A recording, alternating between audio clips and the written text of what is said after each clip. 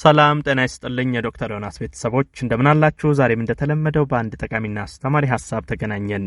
በዛሬ ፕሮግራሜ ለሴቶች በተለይ እጅግ የሚጠቅማችሁ ሐሳብ ነው። አንድ ወንድ አንቺን ከልቡ እንዳፈቀረሽ እንዴት ማወቅ ትችያለሽ የሚለውን ነው መነግራችሁ። በነገራችን ላይ ይሄን ምሰራው ሰሞኑን ለወንዶች ሰርቼ ነበረ።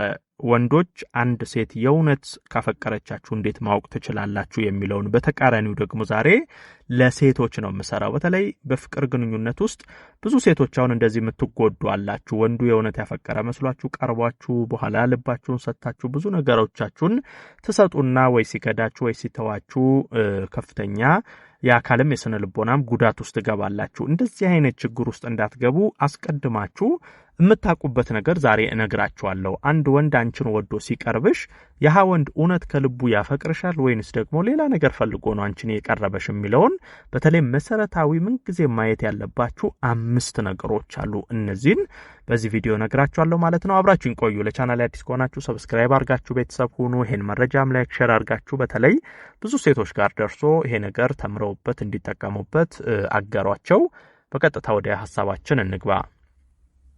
የመጀመሪያው አንደኛ የምነግራችሁ ነገር አንቺን ይናፍቅሻል ወይ የሚለው ላይ የተወሰነ ሐሳብ መስጠት ፈልጋለሁ። ይሄ ማለት ምንድነው? አንቺ ብቻ ነሽ የምትፈልጊው ሚናፍቅሽ እሱ ወይንስ ደግሞ እሱም ላንቺ ተመሳሳይ ስሜት አለው? እውነት የሚያፈቅርሽ ከሆነ አንቺን መናፈቅ መቻል አለበት። ይሄ ማለት በቃ ይደውልልሻል፣ ያወራሻል፣ ፍቅሩን ይገልጽልሻል፣ እንደናፈቅሽው በተለያየ ነገር ያሳይሻል። ነገር ግን ጥፍት የሚልብሽ ከሆነ አንቺ ብቻ ምትደውይ፣ አንቺ ብቻ ምትፈልጊው እሱ ላንቺ ይሄን ያህል ፍላጎት ስሜት ከሌለው ይሄንን ነገር ለምን ብላችሁ ሴቶች መጠየቅ መቻል አለባችሁ። ይሄ በነገራችን ላይ ከብዙ ነገር ጋር ይያያዛል። ለምሳሌ በትንሽ ነገር ተኮራርፋችሁ እሱ ያችን ትንሽ የተኮራረፋችሁበትን ነገር አይቶ በቃ ረጅም ጊዜ ይዘጋሻል ወይንስ ደግሞ ናፍቀሽው ያህ ያኮራረፋችሁን ችግር ቶሎ ለመፍታት ጥረት ያደርጋል? ይሄ በብዙ መንገድ ማየት መቻል አለባችሁ። ይሄ አንዳንድ ጊዜ የማይፈልግሽ አይነት ወንድ ከሆነ ትንሽ ነገር ሲፈጠር በቃ ሰበብ አገኘው ብሎ ቶሎ ካንቺ ለመሸሽ ለመጥፋት ይሞክራል። እውነት የሚያፈቅርሽ ግን ከሆነ በተፈጠረው ነገር ውስጥ ያን ችግር ለመፍታት እንደዚሁም ደግሞ በተቻለ አቅም አንቺ ስለምትናፍቂው ያን ነገር አስተካክሎ ካንቺ ጋር ለማውራት ይሞክራል። ስለዚህ እስቲ ይናፍቀኛል ወይ እኔን ለማግኘት ከኔ ላለመራቅ ምን ያህል ይጥራል የሚለውን በመጀመሪያ ደረጃ ማወቅ ያስፈልጋል። ሌላኛው ካንቺ ጋር ረጅም ጊዜ ማሳለፍ ይፈልጋል ወይ? ይሄ ምን ያህል ላንቺ ያለውን ቦታ ያሳያል። እንግዲህ ይሄ በብዙ ነገር ለምሳሌ በስልክ ስታወሩ ቶሎ በቃ እሺ አዎ እያለ ስልኩን ዘግቶ ካንቺ ለመሄድ ነው የሚሞክረው ወይንስ ደግሞ ደስ ብሎት ነፃ ሆኖ ካንቺ ጋር ረጅም ሰዓት ያወራል? በአካልም ቢሆን በአካል ስትገናኙ ትንሽ ጊዜ ያሳልፎ ወይ ስራ አለኝ ወይ እንደዚህ ሆንኩ እያለ በተደጋጋሚ ቶሎ ካንቺ ለመራቅ ይሞክራል ወይስ ደግሞ ደስ ብሎት ረጅም ጊዜ ካንቺ ጋር ያሳልፋል? ቴክስት ስትልኪለት ቶሎ ይመልስልሻል ወይንስ ደግሞ ስንት ሰዓት ቆይቶ ደስ ሲለው ነው የሚመልሰው? ይሄን በብዙ ነገር ማየት መቻል አለባችሁ። ይሄ ምን ይገልጻል? ካንቺ ጋር ረጅም ጊዜ ማሳለፍ፣ ካንቺ ጋር ማውራት ይፈልጋል ወይ? ላንቺ እውነተኛ ስሜት ፍቅር አለው ወይ የሚለውን ሴቶች ሁለተኛ ነገር ይሄን በደንብ ማስተዋል አለባችሁ። ሌላው ላንቺ ይጨነቃል ወይ? በነገራችን ላይ አንቺ እንደምትጨነቂለት፣ አንቺ እንደምታስቢለት፣ እንደምትሳሲለት ሁሉ እሱም ላንቺ ተመሳሳይ ስሜት ሊኖረው ይገባል። ይሄ በነገራችን ላይ ላንቺ ይጨነቃል ወይ ማለት አንቺን የሚያሳዝን ነገር ላለማድረግ ጥረት ያደርጋል ወይ ማለት ነው። አንዳንዴ ላንቺ መጨነቁን በተግባር በእነዚህ ነገሮች ያሳያል። ላንቺ ማይጨነቅ ወንድ ከሆነ የፈለገውን ነገር ያደርጋል። የሚያደርገው ነገር አንቺን ያስከፋ አያስከፋ ምንም ጉዳዩ አይደለም። ነገር ግን እውነት የሚያፈቅርሽ ወንድ ከሆነ እውነት ላንቺ የሚያስብ የሚጨነቅልሽ ወንድ ከሆነ ይሄን ነገር እኮ ባደርግ እሷ ላይ እንደዚህ ችግር ያመጣል፣ እሷን እኮ እንደዚህ ባደርግ አስከፋታለሁ፣ አስቀይማታለሁ፣ ስሜቷን እጎዳለሁ እያለ ከነገሮች ይጠነቀቃሉ ወይ? ሴቶች ይሄንን በደንብ ማወቅ መቻል አለባቸው። ይሄ ምንጊዜም ለኔ የሚል አይነት ወንድ ከሆነ ላንቺ ስሜት የማይጨነቅ ላንቺ ስሜት የማይጠነቀቅ ይሄ የራሱን ጥቅም ብቻ የሚያይ የራሱን ስሜት ብቻ የሚያስቀድም እንደዚህ አይነት ነገር ከሆነ ላንቺ ብዙም ፍቅር ቦታ የለውም ማለት ነው። እውነተኛ አፍቃሪ ግን ከሆነ የራሱን ስሜት ብቻ ሳይሆን የሚያዳምጠው ላንቺም ስሜት መጨነቅና በመሃላችሁ ላለው ፍቅር ጥንቃቄ ማድረግ አለበት ማለት ነው።